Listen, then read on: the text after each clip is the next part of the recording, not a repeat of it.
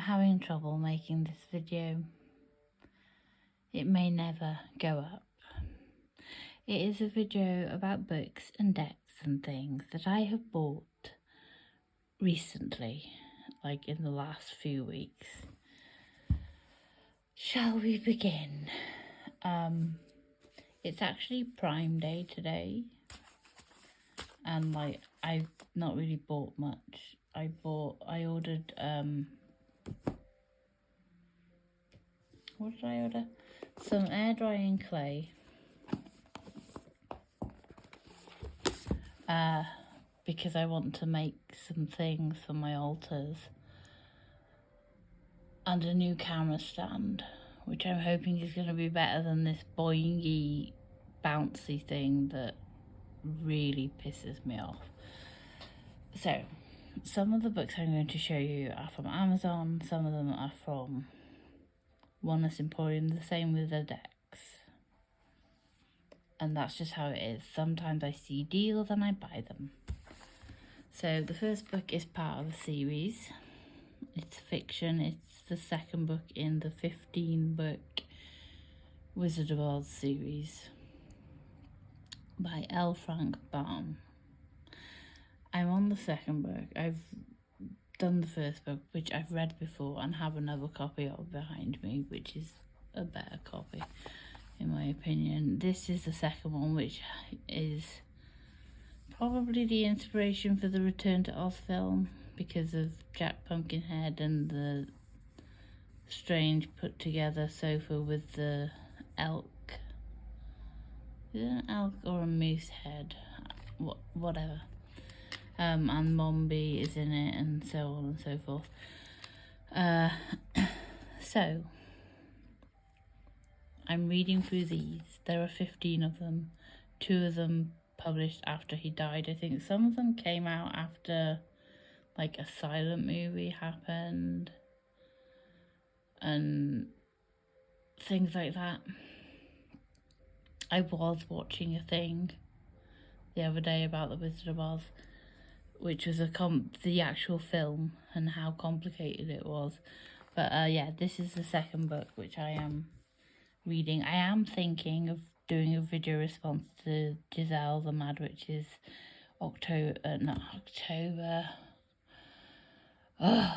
August reading list. What she's reading in August, basically. Because I saw Spirit of Avalon had done a video response, and I thought, well, okay, I might do that because I like to read. It might take me a long time to finish all the books that I read at the same time. This book, Scylla from a Life Full of Simplicity, shared in one of her enabling videos, and that is a joke, by the way. Me, Scylla, Cosmic Lunar Soul, I think Robin from Robin's Reflections, and a couple of other people, we all joke that they're enabling videos. It's just a joke. We're not actually unaccountable for our own spending. Like, I'm perfectly accountable for what I spend my money on, to the point where I'm now on a self-imposed deck and book buying ban until the end of August. So unfortunately I can't buy anything else until then, but it's probably for the best. But yeah, I bought this after seeing it on one of Scylla's videos. I like crows, so it interested me and I was like, yep, I want it. Exploring the history, folklore, mythology and science, this book gives you a unique look at 2 of the most popular magical creatures of all time. The crow is the one I'm particularly interested in. We've got a nice content list there. Obviously it looks at different traditions, views of crows. Some of them more complicated than others, I think, in modern day, but still, that is one of my possible finish by the end of August reads. Continuing with the books, I bought, the Crow book was from Amazon, by the way. These books I bought from Oneness Emporium, and I got them Saturday. It's now Tuesday, even though I kept thinking it was Wednesday because I'm waiting for another parcel. So I bought the Lunasa book from this series. So this is technically my first ever physical copy of one of these Sabbath series books. I bought this from Oneness Emporium as well. They're $11.99. So basically I got the rest of this year's Sabbaths. I've read this before in PDF though. It's probably the best one. But I'm biased because Samhain is my favourite Sabbath. They basically follow, they all have the same basic dynamic. You have old ways of celebrating, new ways of celebrating, spells, divinations, recipes and crafts, prayers and invocations, rituals and celebrations, correspondences, further reading, bibliography. Always like that in a book. If you don't have a bibliography, your book is shit, basically.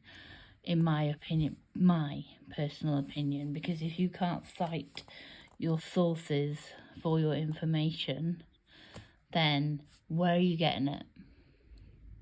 You know, you didn't pluck the information out of the air. You found it somewhere. You should say where you found it, basically. And further reading is always nice. So there's that. Those books. I have actually done rituals from this. Also, like, each book begins with this introduction, which is literally the same in all the books. Literally the same. So there's the books. Now I have tea. Cheryl from Oneness Emporium said she was going to stop selling tea, so I thought I'd try some tea. I'm more of a coffee drinker, to be honest with you, but I do like herbal tea. I prefer herbal tea to actual tea, like the standard British stuff. So I thought I'd get this before they all disappear off the face of the planet, and to go with them. Oh crap, I can't pick it up. I can't get out, a strainer that has an amethyst attached to it, which I thought was pretty cool. So I got that as well.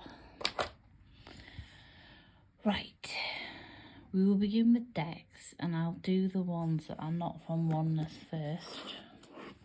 So I've had this now for a bit and have not really used it yet because the book is so big and has so much in it that I'm like, my brain is like, what? But it looks really cool. It's got the, do you know what, when I saw this I thought, I hope this edging comes off pretty quick so I can like edge it in black, because it would probably look better that way. But I'm not going to scrape it off because I would mess it up somehow. But this death card is the main reason I wanted the deck. The Hermit. I love the Two of Cups in this deck, the Ten of Wands. Obviously, I like unicorns. There are, if any, there might be nudity floating around and things. That this makes me think of paying the ferryman. So, yeah, there's a lot of powerful imagery in this. Although it is funny to me that, let me see if I can find it, there's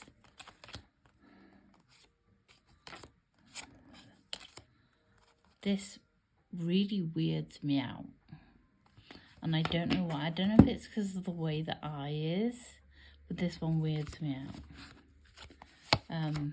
There's boobs and willies in it.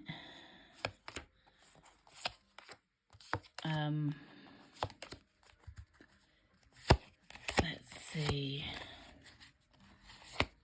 That, I like that card. But there is a card, and it just makes me chuckle. Because you look at all these powerful images. Oh yeah, this Ten of Swords is great. Right, let's see if I can find it now. I bet I can't. There are so many really interesting, like this, I like this, images. That looks like the Statue of Liberty.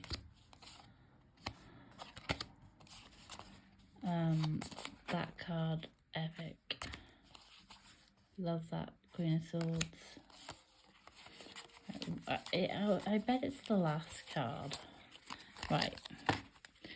Now, all these cards, apart from this one, have really interesting imagery. And then you get the Three of Swords, which is like the Three of Swords in any other tarot deck going. Like, I'm going to show you the Catty-Corn Tarot in a minute. And the Three of Swords in that is like a standard Three of Swords. And like, with so many powerful like images, and the Three of Swords is just a heart with 3 swords in it and some flowers, the same as every other Three of Swords, which it just made me chuckle. That's all. So this is from Oneness. It is now out of print, this deck, and I think Cheryl sells it cheaper than Amazon currently. So if you're in the UK, I mean, technically it doesn't matter where you are, just buy it from Oneness Emporium because they sell it cheaper. It comes another deck with a really big book that is like, what? Big, lot of information. I have edged this deck, but I have not actually shuffled it yet. Vampires. I like vampires. I love the Hierophant card in this deck, and I don't like the Hierophant. I hate the Hierophant. Some of the cards are what I expected. I love, again, here we have the Hermit, who looks basically like the Hierophant decided to go for a walk and get away from the people he's trying to teach.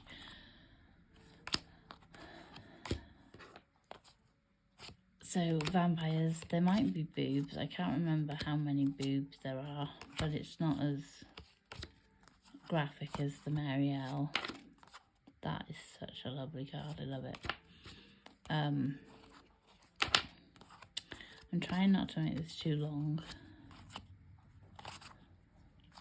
I might do a flip through of this because I've still got it in full order, because I haven't used it yet other than to edge the deck. The only complaint I have about this is the Grails like red, green background. Like, it's cups, man. Why is it green? It should be blue. And that might be a me thing. I don't know. I mean, no, it's not just a me thing because someone else mentioned it too. It's a little weird. But so there's that. From Oneness Emporium. I think it was £29 something. So I'm just going to quickly show you 2 Oracle decks before I show some Catty-Corn stuff. This is the Healing Spirits Oracle by Gordon Smith. The artwork is by Naomi Walker. And I got this just the other day from Amazon. Because I was buying a few bits off there. So I thought, oh, I'll put that in my deck because it's only 11 quid. And so I did. And it looks kind of like a very nice, pretty deck. And then I got this. This is the Work Your Light Oracle. Now, I have a difficult, issue with Rebecca Campbell because most of her decks to me look the bloody same. But I like this one. this was the first one, and I had it as a bootleg at first, and it's taken me like 4 years to upgrade to the actual deck, because there were 2 cards that are a bit Christian that I was like, nah, I don't want it.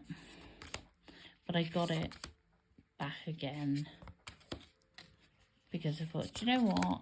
I actually used to really like working with it, and I can bypass my like pagan issues with Christian concepts like this. This is the main one. Like, just call it Anna, the grandmother. You don't have to tell me it's got anything to do with Jesus. But anyway, I'm not as bad when it comes to that anymore, because each to their own. But I really like that deck. So the final, this deck, some people don't like the idea of the Cassie Corn Tarot because apparently it's childish, although they clearly didn't look very well at the 10 of Swords. But I like unicorns, I like grim stuff, I like pleasant pastel shades. This deck is really, really, really, really, really lovely. I mean, look at that sun card. If you don't think that's lovely, like, what's wrong with you? The knights in this deck, everyone is a carousel horse. I love it. This looks very similar to the knight in the Supernova Tarot. Hippocampus seahorse kind of creature. This is very Rider-Waite-Smith, so it will be very easy for anybody who likes this aesthetic to use, even if you're very new to tarot. You're not going to find it that hard. The cup suit, oh my god, they're teacups.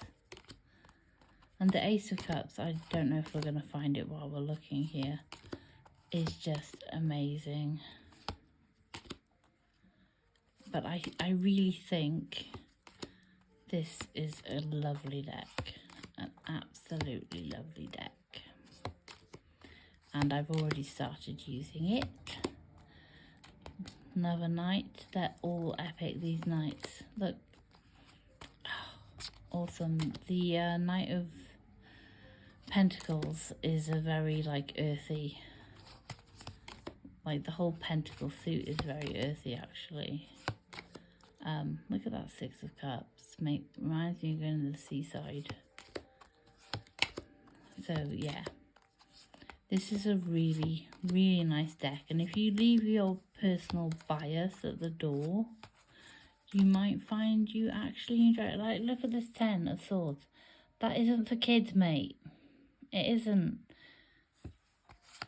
There's the other knight. You've seen all the knights. They're all epic. That great card. Great deck. By US Games. I bought it from Oneness Emporium. Final thing. I got these Ogham dice from a seller on Etsy.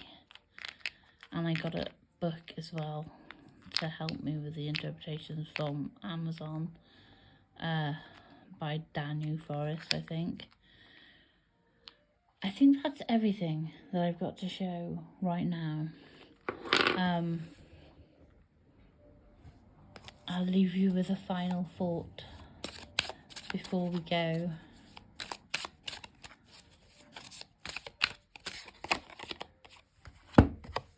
Nine of Cups. I trust you all know that this is the wish fulfillment card, and good things are coming if they haven't already arrived. If you enjoyed this video, please like the video, because it is nice to know that people who have watched it actually liked it. Or if you didn't like it, feel free to comment why. But anyway, this is my stuff, and this has been a very long video. Thank you for watching if you made it all the way through.